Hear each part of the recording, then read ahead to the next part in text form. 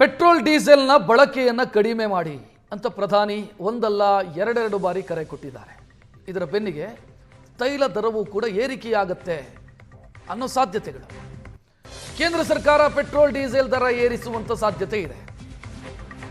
ಒಂದು ಅಂದಾಜಿನ ಪ್ರಕಾರ ಪೆಟ್ರೋಲ್ ಡೀಸೆಲ್ ದರ ಲೀಟರ್ಗೆ 5ರಿಂದ 7 ರೂಪಾಯಿವರೆಗೆ ಹೆಚ್ಚಳವಾಗಬಹುದು ಅಂತ.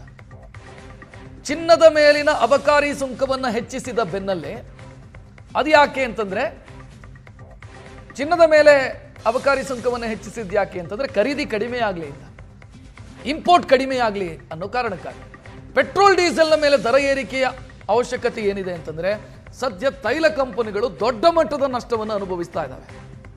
ಕ್ರೂಡ್ ಆಯಿಲ್ನ ದರ ಅಂತಾರಾಷ್ಟ್ರೀಯ ಮಾರುಕಟ್ಟೆಯಲ್ಲಿ $60-70 ಇದ್ದಿದ್ದು ಯುದ್ಧಕ್ಕೂ ಮೊದಲು ಈಗ 110-120 ಆಸುಪಾಸಲ್ಲಿದೆ. ಸೊ ಈ ಸಂದರ್ಭದಲ್ಲಿ ದರ ಏರಿಕೆ ಮಾಡದೇ ಇದ್ರೆ ಸರ್ಕಾರಿ ಸ್ವಾಮ್ಯದ ತೈಲ ಕಂಪನಿಗಳು ಒದ್ದಾಡುವಂಥ ಸ್ಥಿತಿ ನಿರ್ಮಾಣ ಆಗುತ್ತೆ. ಸಾಧ್ಯವೇ ಇಲ್ಲ, ವ್ಯವಹಾರ ಮಾಡೋದಕ್ಕೆ ಸಾಧ್ಯವೇ ಇಲ್ಲ ಅನ್ನುವಂಥ ಸ್ಥಿತಿ ನಿರ್ಮಾಣ ಆಗುತ್ತೆ. ಈಗಾಗಲೇ ಅವರು 1 ಲಕ್ಷ ಕೋಟಿಯಷ್ಟು ನಷ್ಟ ಅನುಭವಿಸ್ತಾ ಇದ್ದಾರೆ. ಸೊ ಹೆಚ್ಚಳ ಮಾಡದೆ ವಿಧಿ ಇಲ್ಲ. ಪ್ರೀಮಿಯಂ ಪೆಟ್ರೋಲ್ ಮತ್ತು ಡೀಸೆಲ್ನ ದರ ಈಗಾಗಲೇ ಜಾಸ್ತಿ ಆಗಿದೆ. ಸರ್ಕಾರಿ ಸ್ವಾಮ್ಯದ ಪೆಟ್ರೋಲ್ ಬಂಕ್ಗಳು ಜಾಸ್ತಿ ಆಗಿದೆ.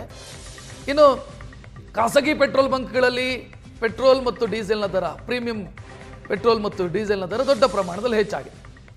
ಸೊ ಸರ್ಕಾರಿ ಸ್ವಾಮ್ಯದ MRPL, HPCL, IOCL ಮತ್ತು BPCL ಇಲ್ಲೂ ಕೂಡ ದರ ಹೆಚ್ಚಳವಾಗೋದು ಖಚಿತ.